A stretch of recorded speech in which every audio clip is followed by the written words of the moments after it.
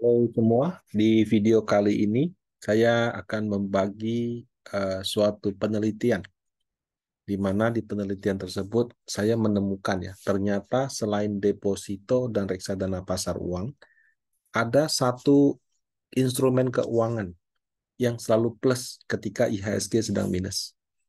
Bisa tebak apa itu? Nah, lebih lengkapnya video sebagai berikut. Nah, dalam kondisi IHSG yang fluktuatif, kadang-kadang kita sering mendengar saran lakukan diversifikasi.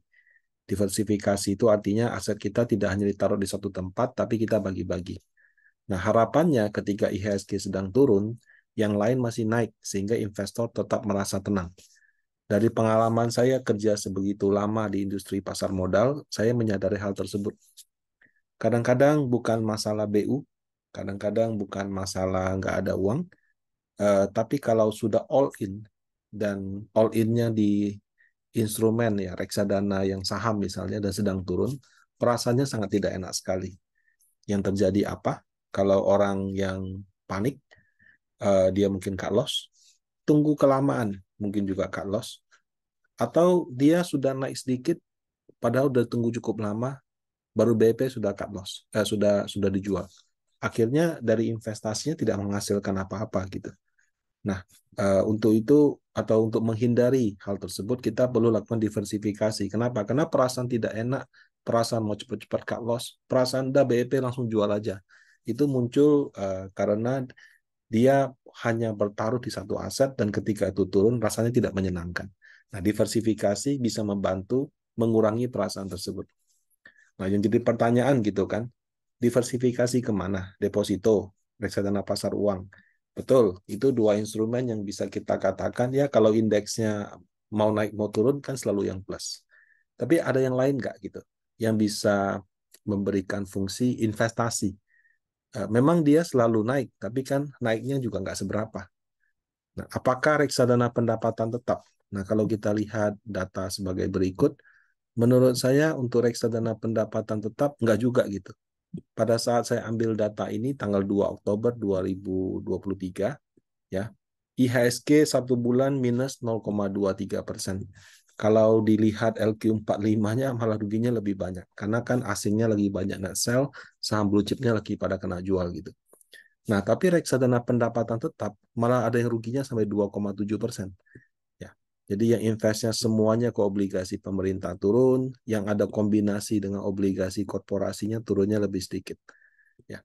Jadi kalau dibilang apakah reksadana fixed income bisa memberikan diversifikasi yang baik terhadap IHSG, berdasarkan return satu bulan kelihatannya tidak, bahkan minusnya bisa lebih banyak gitu ya. Dan maunya kita kan kalau pas IHSG lagi minus dia bisa plus gitu. Nah berarti ini belum bisa memberikan jawaban yang baik kalau mau diversifikasi kemana. Um, Kenapa reksadana fixed income, pendapatan tetap, yang isinya obligasi, nggak ada masalah gagal bayar gitu. Kok harganya bisa naik turun? Nah, lebih lengkapnya Bapak Ibu bisa baca video YouTube saya yang lain ya, tentang mengapa harga reksadana fixed income bisa naik turun, kenapa ada reksadana bisa garis lurus, dan sebagainya. Um, Deposito dan reksadana pasar uang, kalau kita lihat performance satu bulan tadi kan, ibaratnya menjadi pilihan yang baik gitu. Tapi ya tadi, memang risknya bagus, nggak turun, tapi returnnya juga terbatas gitu. Sehingga kita perlu mencari yang lain.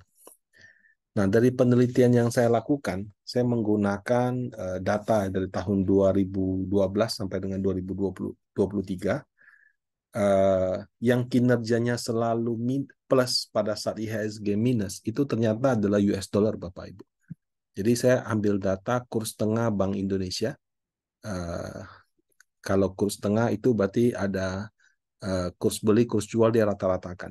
Dapatlah kurs tengah. Nah, anggap saya beli kurs tengah di 9.068 akhir 2011. Kemudian 2012 kurs tengahnya segini, selisihnya adalah returnnya. Nah, kalau kita lihat dari tahun 2012 return tahunan sampai dengan 2022, IHSG minus 4 kali. 2013 minus, 2015 minus, 2018 minus, 2020 juga minus. Ya, dengan berbagai macam alasan ya. Pandemi lah, Donald Trump lah, bunga naik lah, macam-macam lah. Jadi IHSG bisa naik, bisa turun. 2023 kalau sampai dengan tanggal 2 Oktober sih ya dibilang naik nggak naik, turun juga nggak turun. Naik juga nggak seberapa sih.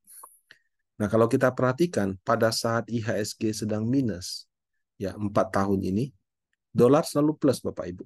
Ya, 2013 waktu minusnya 1%, ini untungnya 26, ini minusnya 12, untungnya 10, minusnya 2,5, untungnya 6,8, minusnya 5%, plusnya 1,47. Nah, kalau tahun ini, ya tahun ini kan indeksnya belum minus. Tapi kita sama-sama tahu dolar sekarang sedang menguji level 15.700. Sama seperti akhir 2022 yang lalu. Nah, jadi ada semacam kebetulan setiap kali terjadi minus pada IHSG, huru hara pada obligasi pemerintah, asing net sell, dolarnya bagus gitu. Jadi kalau kita mau bicara diversifikasi, untuk Bapak atau Ibu yang punya investasi berbasis saham, menurut saya kalau dananya sudah di atas 1M ya, kalau di bawah 1M belum optimal menurut saya. Kenapa? Karena beli dolar itu tidak gampang. Memang kita bisa ke kurs gitu, ke datang ke apa falas kita tukar gitu. Ya, tapi biaya transfernya mahal.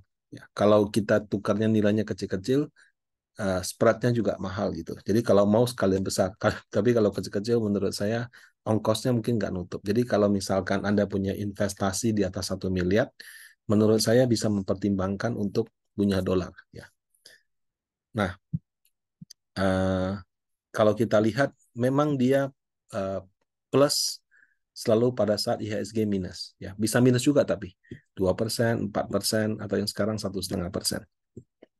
Jadi sebagai instrumen investasi dia serve the purpose. Jadi dia itu memberikan ininya pada saat saham lagi turun dianya plus. Dan plusnya juga bukan plusnya deposito atau plusnya reksadana pasar uang. Plusnya bisa angka di atas itu. Apakah ini berarti kurs dolar akan menguat terus-menerus? Belum tentu juga. Ada juga tahun-tahun di mana dia mengalami pelemahan. Biasanya kurs dolar tuh menguat ketika suku bunganya mengalami peningkatan. Kalau suku bunganya tidak mengalami peningkatan, biasanya kurs dolar itu cenderung lebih stabil. Ya, jadi kalau kita lihat bisa aja seperti 2 tahun ini. Nah, 2022 waktu bunga Amerika naik, kursnya naik 10%. 2023 sebenarnya sudah dispekulasikan mau turun, kursnya melemah, belakangan naik mau naik lagi, jadi naik lagi. Jadi spekulasi suku bunga memang yang menentukan apakah kursnya akan menguat atau melemah. Seperti itu, Bapak Ibu. Nah, cuman kalau kita bicara apa namanya beli US dollar ya, ada plusnya tadi sebagai instrumen investasi dia perfect untuk menghedging IHSG. Tapi minusnya juga banyak. Kalau pengalaman punya dolar, lecek dikit, kelipat dikit, harganya beda. Eh, Jangankan itu, Anda punya kondisinya sempurna, tapi ternyata seri yang beberapa tahun lalu. Pas datang ke Money Changer, dia bilang, oh sorry, kalau ini ada diskon gitu. Padahal kalau kita bawa uang untuk luar negeri, baik-baik saja, nggak ada yang masalah gitu. Kemudian pinjaman atau kredit di Indonesia mayoritas bentuknya rupiah. Jadi pinjaman dalam bentuk falas itu sangat kecil. Karena bank tidak bisa menyalurkan pinjaman falas yang cukup, maka bunga deposito dolar juga sangat kecil gitu. Nah, kadang-kadang ketika bunga di luar negeri sudah naik, bunga dalam negeri nggak berubah sama sekali. Biaya administrasinya tinggi, ya. Nggak cuma biaya, jadi kalau yang namanya tabungan itu harus aktif, kelamaan nggak ada setoran, walaupun saldonya mungkin 10.000, 20.000 dolar, tetap bisa kena namanya dormant. Nah, sementara kalau kita setor dolar, ada biayanya. Transfer dolar juga ongkosnya mahal, luar biasa mahal gitu ya. Jadi kalau misalnya kita transfer dolar, kalau rupiah, dia itu clearingnya di BI. Hari yang sama selesai. Tapi kalau transfernya dolar, clearingnya harus ke Amerika. Nah, itu yang bikin dia mahal, karena dia kirim dari Indonesia ke Amerika, baru dari Amerika ke bank bank itu. Jadi uangnya muter muter setengah dunia dulu gitu. Kalau kirimnya sesama bank, dia nggak usah muter, itu lebih murah. Tapi kalau kirimnya beda bank, mau tidak mau memang mahal. Nah, kalau misalkan Bapak Ibu yang mungkin sudah memiliki dolar, atau sependapat dengan saya bahwa dolar uh, merupakan instrumen hedging yang baik terhadap IHSG atau reksadana saham, dan mau punya dolar atau sudah punya dolar, itu pilihannya tadi itu bisa taruh di bank dengan bunga yang mungkin tidak begitu kompetitif, atau alternatif lainnya bisa kita investasikan. Investasikannya bisa di obligasi negara yang dolar Indon, itu aman, aman dari resiko gagal bayar, cuma harganya bisa naik turun. Nah, bisa juga kalau bisa menerima resiko naik turun, bisa membeli reksadana contoh Panindana USD yang berinvestasi sebagian besar di Indon, atau di Panin Global Syariah yang berinvestasi di saham-saham luar negeri. Dengan berinvestasi di Indon, di reksadana dolar, reksadana global, dolarnya sendiri itu berarti sudah sebagai diversifikasi, tapi karena diinvestasikan ada resiko naik turun. Itu yang harus kita pahamin gitu. Ya, namanya resiko ya sudah pasti, namanya investasi sudah pasti ada namanya resiko. Kemudian ketika kita mau tukar kurs juga sebaiknya kita agak lihat timing juga. Kalau kursnya lagi lemah sekali gitu ya, kayak sekarang 15.6, 15.7, mungkin kalau kita punya dolar bisa dirupiahkan. Sebaliknya kalau rupiahnya sudah stabil di 15 ribuan atau di bawah 15 ribu bahkan, bisa saja itu baru kesempatan kita untuk memiliki sebagian dolar sebagai bentuk diversifikasi. Nah, demikian video ini. Semoga bermanfaat. Terima kasih.